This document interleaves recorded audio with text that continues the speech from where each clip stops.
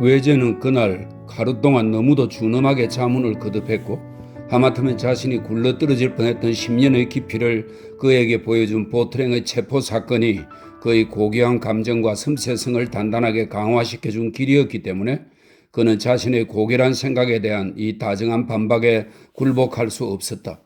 깊은 비애가 그의 마음을 사로잡았다. 뭐라고요? 거절하시겠다고요? 또 니신겐 부인이 말했다. 그런 거절이 무엇을 의미하는지 아세요? 당신은 미래를 의심해서 나와 연결되기를 바라지 않는 거예요. 그러니까 당신은 나의 애정을 배반하게 될까봐 두려워하고 있는 것이죠.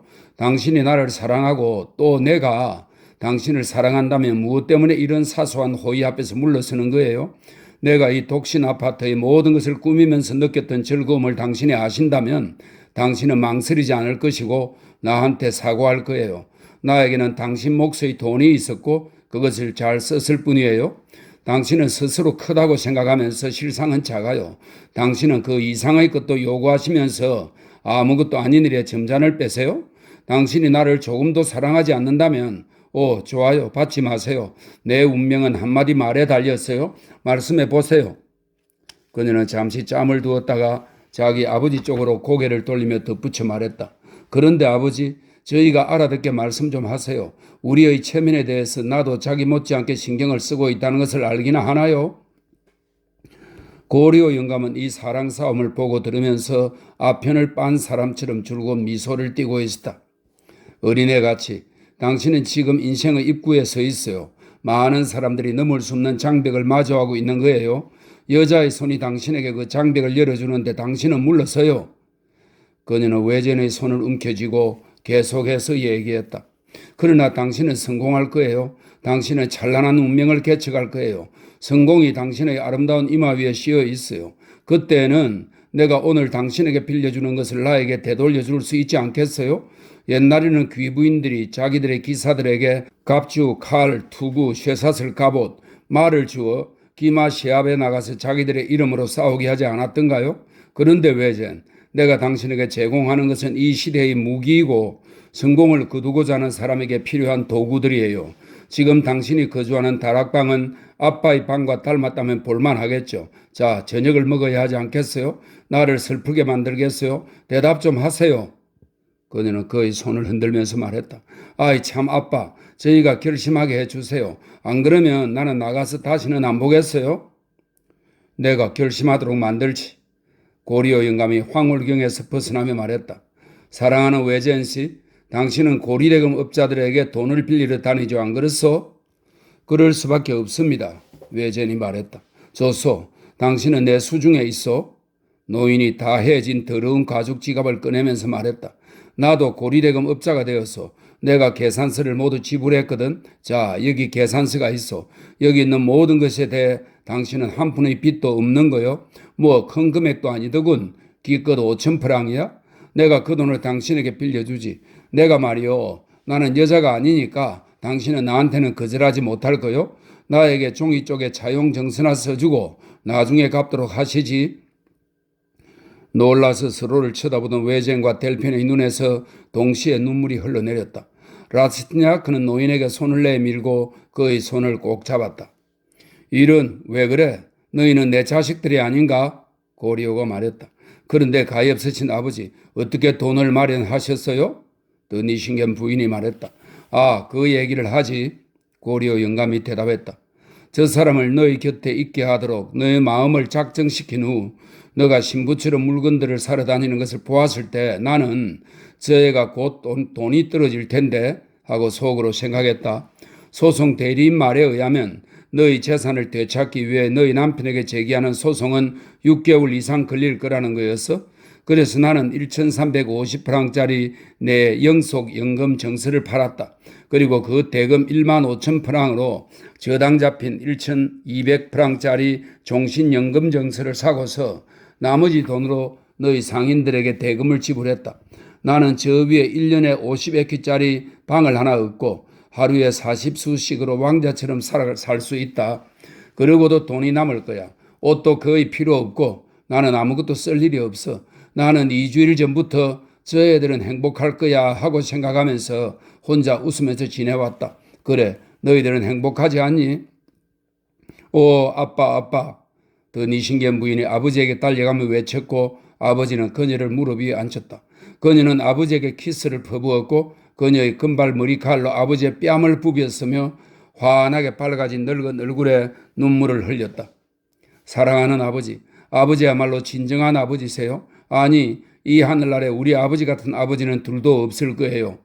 외제는 진작부터 아버지를 사랑하고 있었는데 이제는 어떻게 했어요? 그런데 얘들아, 10년 전부터 딸의 심장이 자신의 심장 위에서 고동치는 것을 느껴보지 못했던 고리오 영감이 말했다. 그런데 델피네트야, 너는 나를 기쁨으로 죽게 만들려고 하는구나. 내 허약한 심장이 터질 것만 같다. 자, 외제은 씨, 우리는 이미 셈이 끝난 거요. 그리고 노인은 너무 거칠고 광란적으로 딸을 끼안았기 때문에 델핀이 소리쳤다. 아, 아파요. 내가 너를 아프게 했다고? 노인은 얼굴이 창백해지면서 말했다.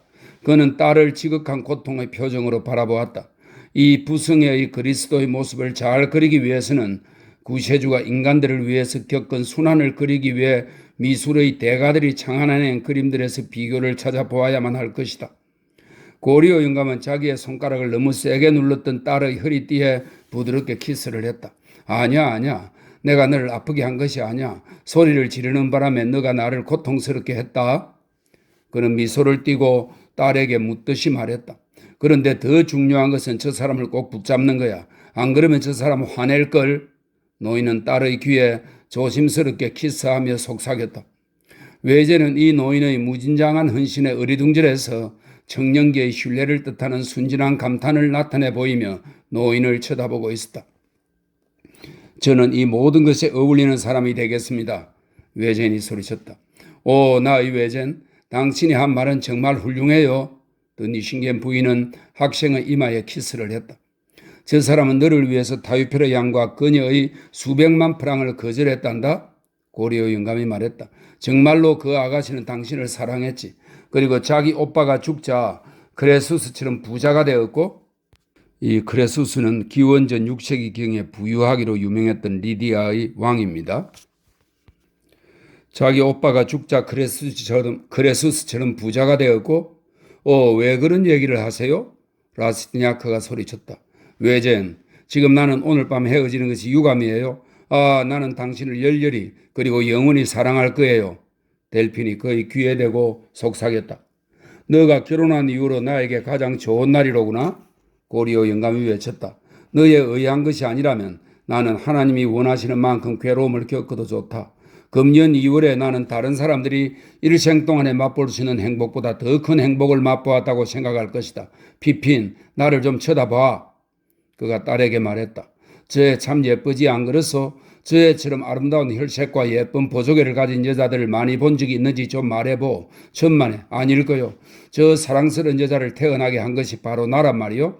이제부터 당신에 의해 행복해지면 저 애는 천배는 더 예뻐질 거요. 이보시오. 내가 들어갈 천당 자리가 당신에게 필요하다면 나는 당신에게 그 자리를 내주고 지옥에라도 갈 수 있어. 자, 저녁을 먹읍시다. 저녁을 먹어. 모든 것이 우리 것이야. 그는 무슨 말을 하고 있는지도 모른 채 말을 이어갔다. 가엾은 아버지. 노인은 일어서더니 딸에게로 가서 그녀의 머리를 잡고 따 늘린 머리 가운데에 키스를 하며 말했다. 얘야, 너가 얼마나 손쉽게 나를 행복하게 해줄 수 있는지를 안다면 가끔 나를 보러 와라. 나는 저 위층에 있을 거야. 너는 한 걸음만 옮기면 돼. 자, 나한테 약속해라. 그럴게요, 사랑하는 아버지. 다시 말해봐. 그래요, 우리 아버지. 그만해. 내 마음 같으면 너에게 100번은 되풀이 말하라고 할 테니까. 자, 저녁을 먹자. 그날 저녁은 내내 어린애 장난 같은 짓들로 채워졌는데 고리오 영감이 세 사람 가운데서 가장 분별 있는 편은 아니었다. 그는 딸의 발에 키스하려고 그녀의 발밑에 엎드렸고 그녀의 두 눈을 오랫동안 쳐다보았으며 그녀의 옷자락에 머리를 부별했다. 그는 더없이 어리고 다정한 애인이 할 법한 온갖 광기를 다 부린 것이었다. 아시겠죠?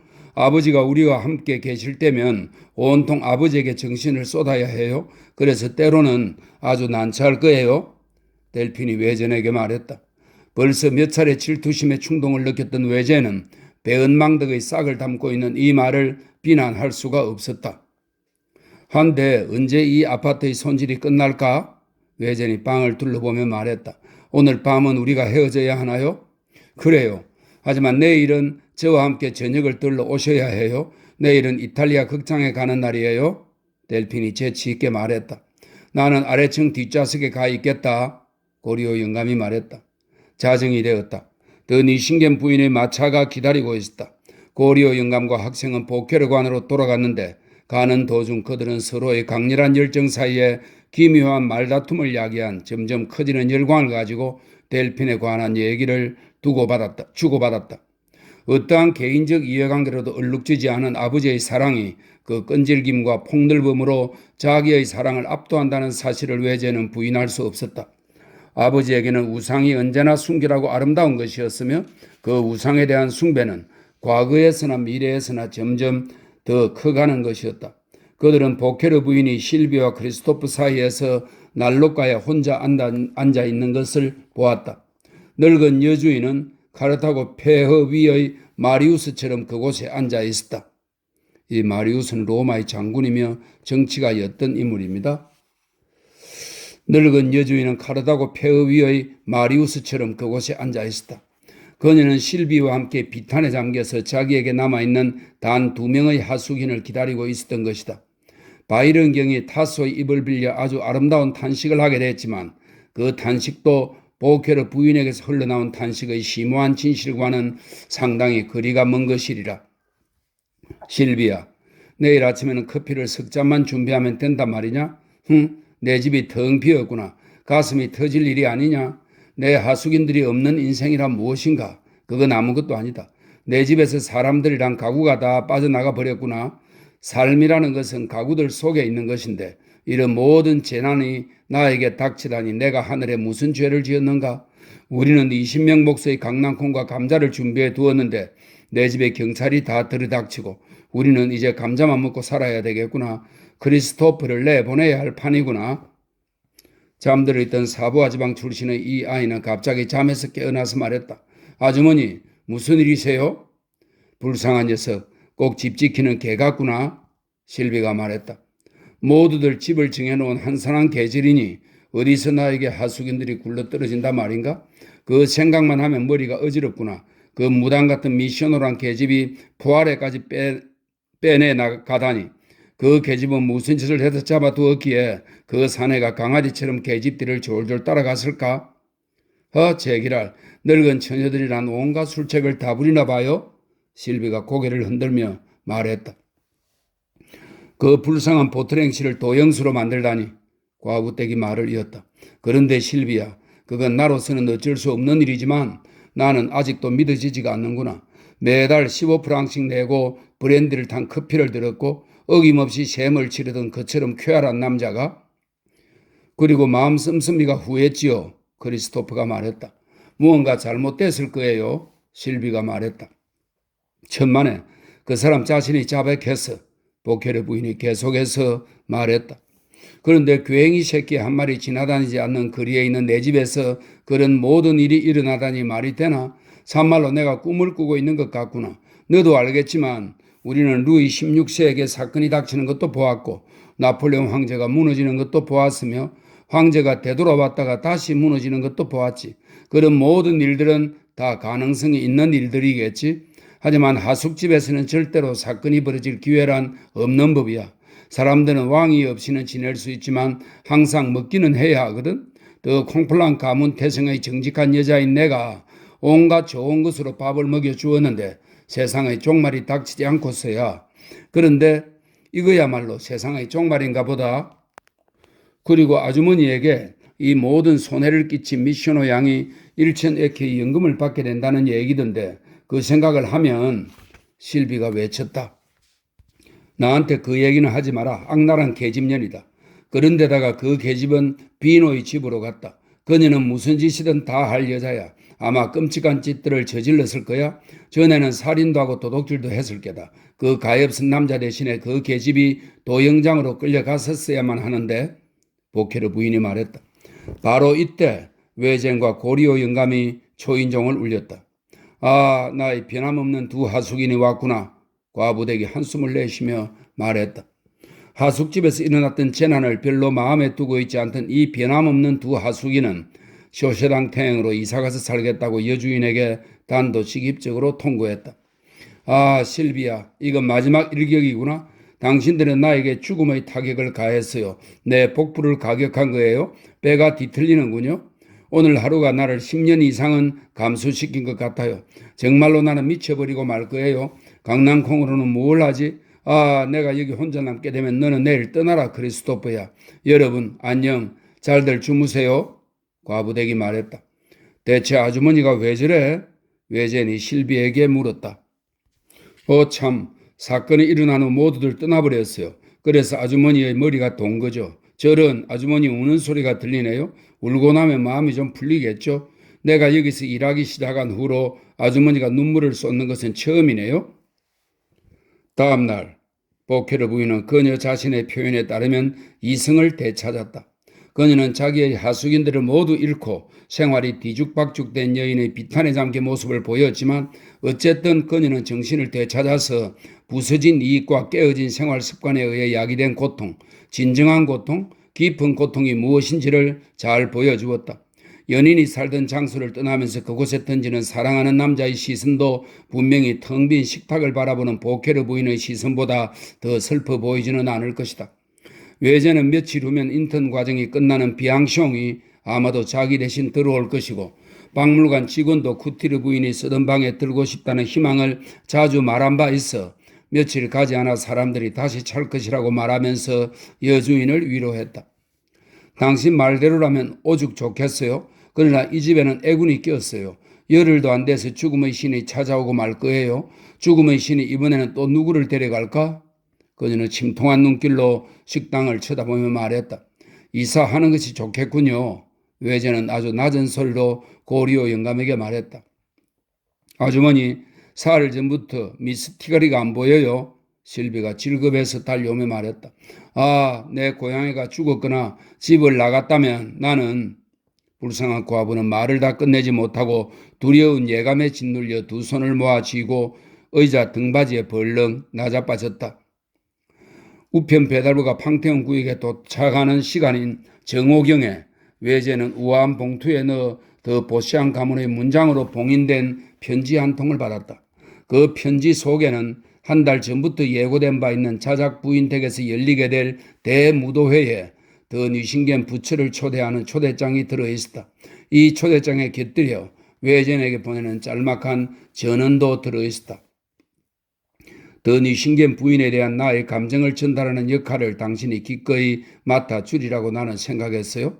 당신이 나에게 부탁했던 초대장을 보내드리는 바 더 레스토 부인의 동생을 알게 되는 것은 기쁜 일입니다.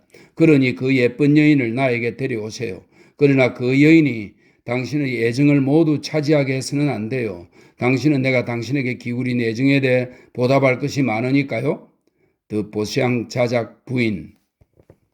그런데 더 보시앙 부인은 더 뉘신겐 남작의 참석은 원하지 않는다는 사실을 꽤 분명하게 나한테 알리고 있구나. 쪽지를 되풀이 읽으면서 외제는 생각했다. 그는 아마도 자기가 보답을 받게 될 기쁜 일을 그녀에게 얻어준 것에 행복감을 느끼며 급히 델핀의 집으로 갔다. 더 뉘신겐 부인은 목욕 중이었다. 2년간 가져보기를 원했던 애인을 마침내 소유하게 된 열렬하고 성급한 청년처럼 당연히 초조함에 사로잡혀 라스티냐크는 규방 안에서 기다렸다. 이런 것은 청년들의 생애에서 두 번 다시 일어나지 않는 감동인 것이다. 한 남자가 집착하는 정말로 여자다운 최초의 여자. 다시 말해 파리의 사교계가 요구하는 화려한 요건을 갖추고 남자에게 출연하는 그런 여자에게는 결코 연적이 있을 수 없다. 파리의 연애는 다른 유형의 사랑과는 전혀 닮은 점이 없다. 파리에서는 소위 이해관계를 초월했다는 자신의 애정에 대해 각자가 점잖게 늘어놓는 진부함으로 장식된 외관에는 남자든 여자든 속아 넘어가지 않는다. 이 고장에서는 여자가 마음과 감각만을 만족시키는 것으로는 안 된다. 인생을 구성하는 수많은 허영심에 대해 수행해야 할 더 큰 의무들을 갖고 있음을 여자 자신이 완벽하게 알고 있는 것이다. 특히 이곳의 연애는 본질적으로 허풍을 떨고 뻔뻔스럽고 낭비적이고 위선적이며 사치스러운 것이다. 루이 14세가 그 베르망두아 공작의 사격에 등장해 편의를 주기 위해 자신의 소매자락을 찢었을 때 그 소매자락 하나가 1,000에키의 값이 나간다는 것을 잊게 할 만큼 대왕의 열정을 불러일으켰던 드라 발리에르 양을 루이 14세 궁정의 모든 여인들이 부러워했는데 하물며 나머지 사람들이야 말해 못하겠는가. 젊고 부유하고 자기를 가져야 하며 가능하다면 그 이상의 것을 갖추어야 한다.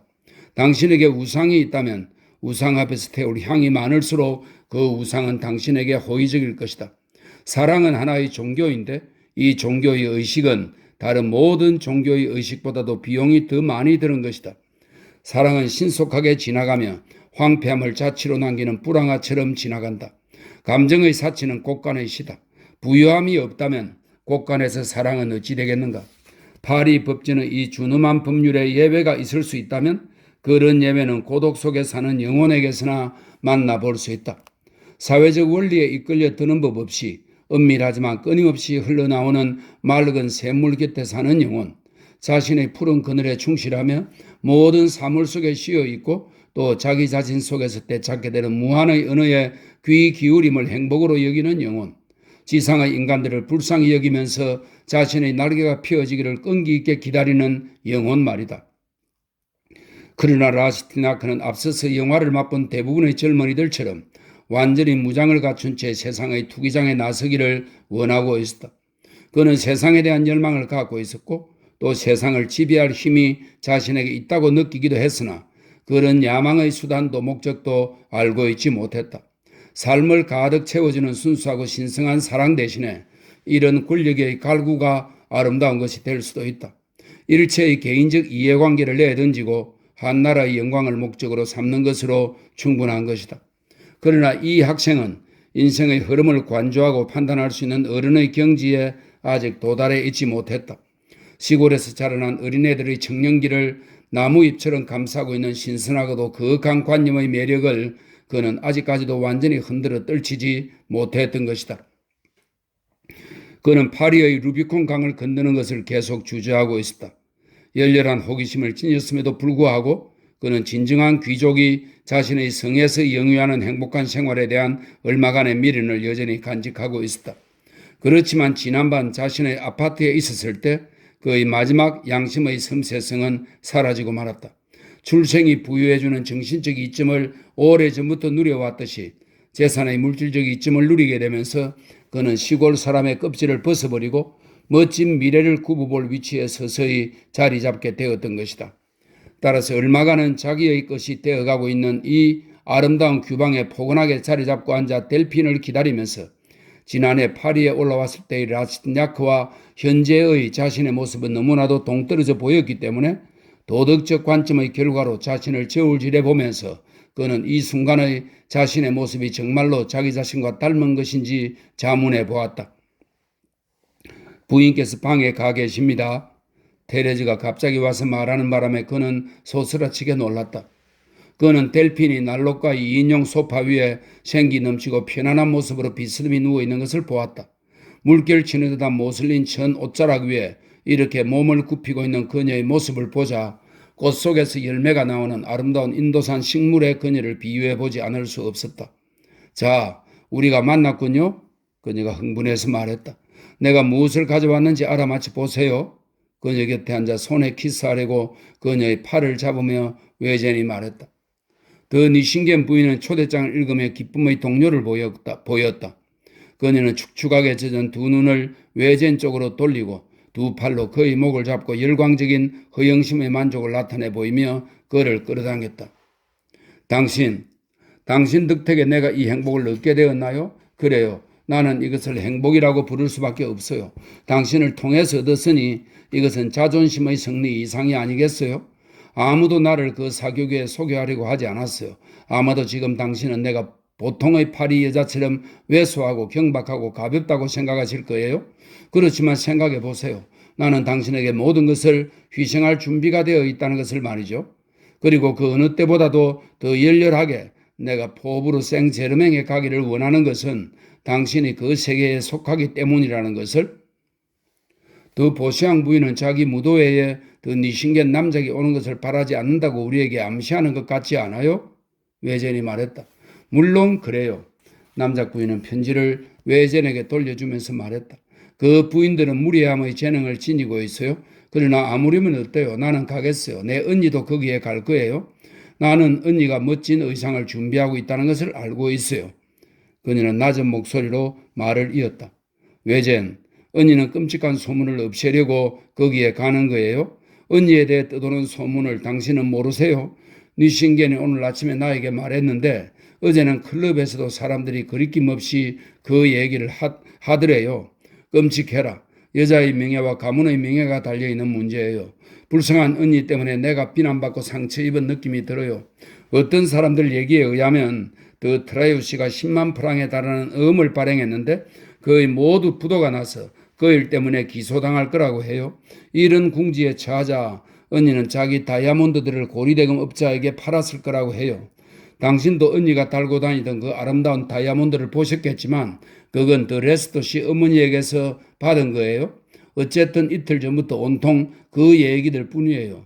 그래서 아나스타지는 금박 의상을 만들어 입고 그 다이아몬드들을 달고 화려하게 더 보시앙 부인에게 나타나서 모든 사람들의 시선을 끌려고 할 거예요. 그렇지만 나도 언니에게 뒤지고 싶지는 않아요. 언니는 항상 나를 짓누리려고만 해요. 나는 언니에게 많은 도움을 주었고 필요할 때는 언제나 돈을 마련해 주었는데도 언니는 나에게 좋게 대해준 적이 없어요. 그렇지만 나는 세상을 다 팽개치고 오늘은 그저 행복해지고 싶어요. 라스티냐크는 새벽 1시까지 더 니신겐 부인 집에 머물러 있었다. 그녀는 애인간의 작별, 기대되는 기쁨으로 가득 찬 작별의 포옹을 그에게 아낌없이 퍼부으면서 우스어린 표정으로 말했다. 나는 두려움이 많고 너무나 미신적이에요. 나의 예감을 당신이 어떻게 불러도 좋지만 나는 나의 행복이 어떤 끔찍한 재난으로 끝날까 봐서 몹시 두려워요. 어린애 같기는 외젠이 말했다. 아, 오늘 밤은 내가 어린애예요? 그녀가 웃으면서 말했다. 외제는 다음 날이면 그 집을 떠나게 되리라는 확신을 가지고 보케르관으로 돌아갔다. 그래서 그는 그곳으로 돌아가는 동안 행복의 맛이 아직 입술에 남아있을 때 모든 젊은이들이 그러듯 아름다운 꿈에 빠져 있었다. 그래, 어찌됐소? 라스냐크가 그의 방문 앞을 지날 때 고리오 영감이 물었다.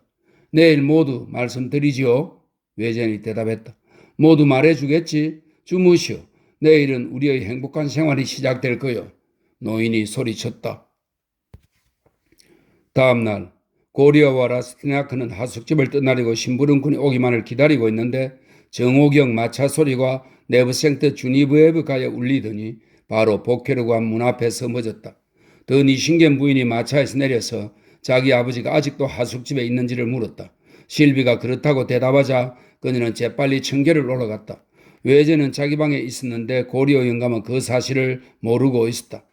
외제는 아침 식사를 하면서 오후 4시에 아르투아가에서 만나기로 하고 자기 짐을 옮겨주도록 고리오 영감에게 부탁해 두었다. 그러나 노인이 짐꾼을 부르러 간 동안 외제는 학교의 출석 점호에 재빨리 대답한 후 보케르 부인과 셈을 마치려고 하숙으로 되돌아왔는데 그때 그의 모습은 누구의 눈에도 띄지 않았다. 그는 흥분에 들던 고리오 영감이 자기의 셈을 대신 치르도록 내버려 두고 싶지 않았던 것이다. 여주인은 외출 중이었다. 외제는 혹시 잊은 물건이 없나 보려고 자기 방으로 올라가는데 보트령에게 떼어주었던 백지 어음을 책상 서랍에서 발견하고는 방에 올라와 볼 생각을 한 것을 다행으로 여겼다. 그 어음은 그가 채무를 지불했던 날 무심히 서랍에 던져두었던 것이다. 날로 불이 피어있지 않아서 그는 그 음을 잘게 찢으려고 했는데 그때 델핀의 목소리가 들려서 그는 소리를 내지 않으려고 찢는 것을 멈추었다. 델핀은 이제 자기에게 숨길 비밀이 있을 수 없다고 생각하고서 그는 그녀의 말소리를 무심코 들었다. 그러나 부녀 사이의 대화가 첫마디에서부터 너무나 그의 관심을 끄는 것이어서 그는 이내 귀를 기울이지 않을 수 없었다. 아, 아버지, 제가 파산하지 않게 때맞춰 제 재산의 회계 보고를 요구하려는 생각을 아버지가 해내신 것은 천만다행이에요. 누구 듣는 사람 없죠? 그녀가 말했다. 그래, 집안이 비었단다. 고리오 영감이 변한 목소리로 말했다. 그런데 아버지 무슨 일이세요? 더 니신겐 부인이 물었다. 너는 내 머리를 도끼로 내리치는 것 같구나. 내 자식아, 하나님이 너를 용서하시길. 너는 내가 얼마나 너를 사랑하는지 모른다. 너가 그것을 안다면 너는 갑작스럽게 그런 얘기를 나한테 하지 못할 거야. 특히 절망적인 상황이 아니라면 말이야. 잠시 후면 아르토아가로 이사 가려고 하는 이때에 너가 이곳으로 나를 찾아오다니 도대체 무슨 화급한 일이 일어난 거냐? 노인이 대꾸했다. 참 아버지, 재난 속에서 충동적 행동을 억제할 수 있나요? 저는 미쳐버리겠어요. 아버지의 소송 대리인은 필경 나중에 터지고 말 불행을 약간 일찍 발견해 주었어요. 아버지의 오랜 장사 경험이 우리에게 필요하게 될 거예요. 물에 빠졌을 때 지푸라기라도 잡는 격으로 저는 아버지를 찾아 달려왔어요. 네 신견이 자꾸 억지를 부리자 테르벨 씨는 재판소장의 허락이 곧 떨어질 거라고 말하면서 소송을 하겠다고 그 사람을 위협했어요. 오늘 아침에 네 신견이 제 방에 와서 자기와 내가 다 파산하기를 바라느냐고 저에게 묻더군요. 나로서는 그런 일은 전혀 모른다고, 나에게 재산이 있으니 나는 당연히 내 재산을 소유해야 한다고 대답했어요. 그리고 이런 분쟁에 관계되는 모든 일은 나의 소송 대리인의 소관이니까 나로서는 전혀 모르며 그 문제에 대해서는 아무것도 이해할 수 없다고 대답했죠. 아버지가 그렇게 말하라고 권하시지 않았어요? 그랬지. 고리오 영감이 대답했다. 그러자 그 사람은 저에게 자기 사업에 대한 설명을 했어요. 델핀이 계속해서 말했다. 그는 자기의 모든 재산과 제 재산을 이제 막 시작한 사업에 투자했는데 그 사업에는 막대한 금액을 쏟아 넣어야 한다는 거예요. 만약 제가 제 지참금의 제시를 강요하면 그는 파산의 대차 대조표를 제출할 수밖에 없을 거라고 해요. 반면에 제가 1년을 기다려주면 제 재산을 토지 거래에 투자해서 제 재산의 2~3배를 돌려줄 것이고 마침내는 제가 모든 재산의 주인이 될 것을 명예를 걸고 약속한다는 거예요, 아버지. 그 사람은 진지했고 저를 겁나게 했어요. 그는 자기 행동에 대해 저에게 용서를 청했고 제 명의의 사업을 관리하도록 그에게 전적으로 일임한다면 저에게 자유를 주어 제 마음대로 행동하도록 해준다고 했어요. 그는 자기의 성실성을 증명하기 위하여 제가 원할 때면 언제든지 데르벨 씨를 불러서 제가 소유자로 되어 있는 정서들이 합당하게 작성되어 있는지 확인해 보아도 좋다고 저에게 약속했어요. 결국 그 사람은 손발을 묶고 제 수중으로 투항한 셈이에요. 그는 또 앞으로 2년간 가게의 관리를 맡겠다고 하면서 자기가 허용하는 이상의 돈은 한 푼도 쓰지 말도록 저에게 간청했어요. 제가 할 수 있는 일은 체면을 유지하는 정도의 돈을 쓰는 것으로서 자기는 무희 애인도 돌려보냈고 신용을 손상당하지 않으면서 투기가 끝나는 기한까지 다다르기 위해서는 남의 눈에 띄지 않으면서도 더없이 엄격한 절약을 할 수밖에 없다는 것이었어요. 저는 그를 거칠게 다루었고 그를 끝까지 밀어붙여 더 많은 사실을 알아내기 위해서 모든 것에 의심을 했어요. 그 사람은 자기 장부들을 보여주었고 마침내는 울음을 터뜨렸어요. 저는 남자가 그런 꼴을 보이는 것을 본 적이 없어요. 그는 정신이 나갔는지 죽겠다고 말하면서 헛소리를 다 했어요. 불쌍한 생각이 들더라고요. 너는 그런 허튼 수작을 믿는구나. 고리오 영감이 소리쳤다. 그자는 연극쟁이다. 나는 사업상 독일인들을 만난 적이 있다. 그 사람들은 거의 모두가 성실하고 순진한 편이다. 그러나 솔직함과 호의를 가장하고서 그들이 간사하게 협잡을 부리기 시작하면 그들은 아무도 당할 자가 없다. 너희 남편은 너를 농락하고 있어. 그자는 바짝 조여오는 것을 느끼자 죽은 채 하면서 제 명의보다 너희 명의를 써서 오히려 더 멋대로 좌지우지하려는 거야. 그자는 이 상황을 이용해서 제 사업의 운명에 피난처를 찾으려는 거야. 그놈은 간사하고도 위험한 놈이야. 그놈은 악당이다. 안 된다. 안 돼. 나는 내 딸들을 동전 한 푼 없이 남겨두고 베르라시에즈 묘지로 갈 수는 없다. 나는 아직도 사업을 얼마간 안다. 그놈이 재산을 사업에 투자했다고 말했다지. 그럼 좋다. 그것이 유가증권이나 정서나 계약서에 나타나 있는지 내보이고 너와 청산을 하라고 해. 우리도 가장 좋은 투자 대상을 선택해서 행운을 잡을 거야. 그리고 재산상 더 뉘신겐 남작과는 분리되어 있는 아내 델핀 고리오라는 이름으로 등기된 정서를 가질 거야. 도대체 그놈이 우리를 바보로 알고 있나? 재산도 먹을 것도 없이 너를 남겨둔다는 생각을 내가 단 이틀 동안이라도 참을 수 있으리라고 그놈은 생각한 것인가? 나는 단 하루도, 단 한밤도, 아니 단 2시간도 참지 못하겠다. 만약 그런 일이 사실이라면 나는 살아남지 못할 것이다. 뭐라고? 나는 내 평생 40년 동안 일하면서 등에 짐을 지고 다녔고 땀을 비오듯 흘렸고 일생 동안 내핍 생활을 하면서도 천사 같은 너희들을 위해서 모든 일과 모든 무거운 짐을 가볍게 여겨왔는데 오늘에 와서 내 재산과 내 생애가 연기처럼 사라진다고? 이건 미쳐 죽을 일이 아니냐. 천지 신명께 걸고 우리는 이 일을 명백히 밝히겠다. 장부든 금고든 사업이든 다 조사하겠다.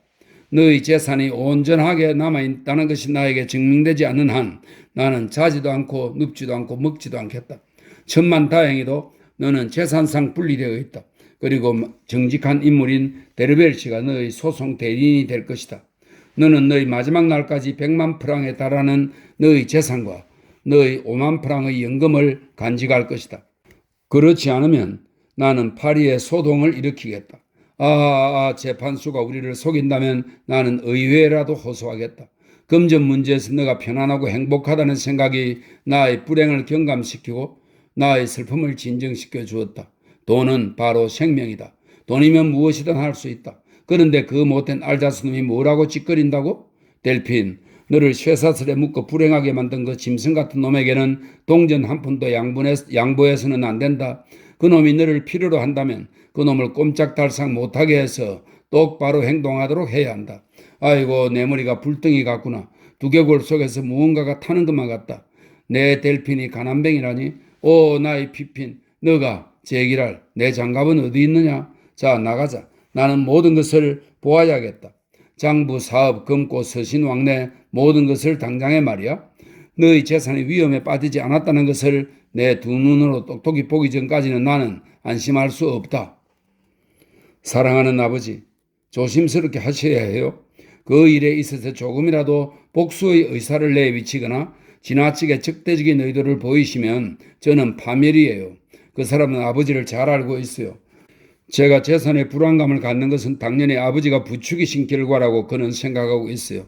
그러나 단언하지만 그 사람은 제 재산을 자기 손아귀에 쥐고 있고 또 그것을 계속 쥐고 있으려고 해요. 그자는 우리를 놔둔 채 모든 재산들을 가지고 도망칠 만한 인간이에요. 악당 같으니라고. 그는 제가 자기를 고소해서 제 재산의 이름을 불명예스럽게 만들지 않을 것이라는 사실도 잘 알고 있어요. 그는 강점과 약점을 동시에 갖고 있는 것이죠. 저는 모든 것을 잘 검토해 보았어요. 만약 우리가 그를 궁지에 몰면 저는 파멸이에요. 그렇다면 그놈은 사기꾼이 아니냐? 물론 그래요, 아버지. 그녀는 이렇게 말하고 울면서 의자에 몸을 던졌다. 그런 인간과 저를 결혼시켰다는 아버지의 슬픔을 들어드리려고 저는 그 사실을 아버지께 고백하고 싶지 않았어요. 감추어진 품행이나 의식, 영혼과 육체 모두가 그자에게 어울려요. 정말 소름이 끼쳐요. 저는 그자를 정오하고 경멸해요. 그래요. 그자가 제게 모두 털어놓은 후론 저는 그 야비한 뉘신겐을 더 이상 존중할 수 없어요. 그자가 저에게 들려준 그런 상업적 책략에 투신할 수 있는 인간은 조금만큼의 도덕적 감성도 있을 수 없어요. 저의 두려움은 그자의 영혼을 완전히 읽어 알게 되었다는 사실에서 오는 거예요.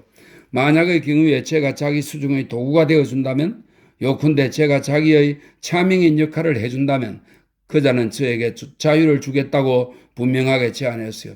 제 남편이란 자가 말이에요. 그것이 무엇을 뜻하는지 아버지는 아세요? 그러나 법률이라는 것이 있다. 그따위 사이놈들 때문에 그레브 광장의 처형장이 있는 거야. 사형 집행인이 없다면 나 스스로 그놈을 기요틴에 매달겠다. 고려 영감이 소리쳤다. 안 돼요, 아버지. 그자에게는 법률이 없어요. 그자가 교묘하게 꾸미대는 말을 요약하면 이런 거예요. 나는 당신 이외의 다른 사람을 공범자로 선택할 수는 없으니 만사가 빗나가서 당신이 한 푼도 없이 파산하거나 아니면 내 사업을 잘 운영하도록 나를 내버려 두시오. 뻔하지 않아요? 그자는 아직도 저에게 집착하고 있어요. 저 여자다운 성실성이 그를 안심시키는 거죠. 그는 제가 그의 재산을 손대지 않고 제 재산에 만족하리라는 것을 알고 있어요. 그것은 부정직하고 강도 같은 동업인데 파산의 위험을 무릅쓰고 저를 동의하라는 것이죠. 그자는 저의 양심을 사서 제가 마음대로 외전의 정부가 되도록 방임하는 것으로서 그 값을 치르는 거예요. 나는 당신이 과오를 범하도록 허용하겠소. 그러니 내가 가난한 사람들을 파산시키는 범죄를 행하도록 내버려 두오. 이 말 뜻이 아주 분명하지 않아요? 그가 한다고 하는 투기라는 것이 어떤 것인지 아세요? 그는 자기 이름으로 나대지를 사들인 후 거기에 앞잡이들을 시켜 집을 짓게 만든대요. 그 앞잡이들은 모두 건축업자들과 건물에 대한 계약을 체결하고 장기 어음으로 건축업자들에게 대금을 지불하는 한편 적은 금액으로 제 남편에게 가옥을 양도하는 데 동의한다는 거예요. 그러면 남편이 그 가옥들의 소유자가 되는 거죠. 그리고 앞잡이들은 파산함으로써 속아 넘어간 건축업자들이 돈을 받을 수 없게 되는 거예요. 뉘신겐 상사라는 명칭이 불쌍한 건축업자들을 현혹시키는 것이죠. 저는 그런 사실을 알게 되었어요. 그리고 또 필요할 경우에는 막대한 금액을 지불한 듯이 보이기 위하여 뉘신겐은 암스테르담, 런던, 나폴리, 빈 등지에 거대한 액수의 유가 정권을 보내두었다는 사실도 저는 알게 되었어요. 그러니 우리가 어떻게 그 돈을 압류하겠어요? 외제는 고리오 영감이 방바닥에 쓰러진 듯 두 무릎이 둔탁하게 울리는 소리를 들었다. 하나님, 내가 무슨 짓을 했단 말입니까? 내 딸을 그런 못된 놈에게 맡기고 그놈은 저 하고 싶은 대로 딸에게서 모든 것을 요구하고 있다니. 얘야 용서해라. 노인이 외쳤다. 그래요. 제가 구렁텅이에 빠진 데는 아버지의 잘못이 있는지도 몰라요. 델핀이 말했다. 결혼할 때에는 여자들은 너무나 분별이 없어요. 우리가 세상을, 사업을, 남자들을, 풍습을 알 수 있나요? 아버지들이 우리를 위해서 생각을 하셔야 할 거예요. 사랑하는 아버지, 제가 아버지를 비난하는 것은 아니에요. 제 말을 용서해 주세요. 이 일에 있어서 잘못은 모두 저에게 있어요. 안 돼요. 울지 말아요, 아빠. 그녀는 자기 아버지의 이마에 키스하며 말했다. 귀여운 델피나, 너도 울지 마라. 너의 눈을 보여다오. 내가 키스로 닦아주겠다. 자, 나도 정신을 좀 차리고 너희 남편이 흩어놓은 사업의 실타래를 풀어야겠다. 아니에요. 제가 하도록 내버려 두세요. 저는 그 사람을 조종할 수 있을 거예요. 그 사람은 저를 사랑하고 있어요. 그러니 얼마간의 토지 재산을 속히 제 몫으로 해놓도록 그에 대한 제 영향력을 사용하겠어요. 어쩌면 알자스 지방의 뉘신겐 명의의 토지를 제 명의로 대사게 만들 수 있을지도 모르고. 다만 내일 오셔서 그의 장부와 사업을 살펴봐 주세요. 데르벨 씨는 상업적인 것은 아무것도 몰라요. 아니, 내일은 오지 마세요. 정신이 혼란해지면 안 되니까요. 더 보시앙 부인의 무도회가 모레 열리거든요. 거기서 아름답고 발랄하게 보이도록 또 사랑하는 외제의 명예를 생각해서 저희 몸을 돌보고 싶어요. 자, 이제 그의 방을 보러 가요.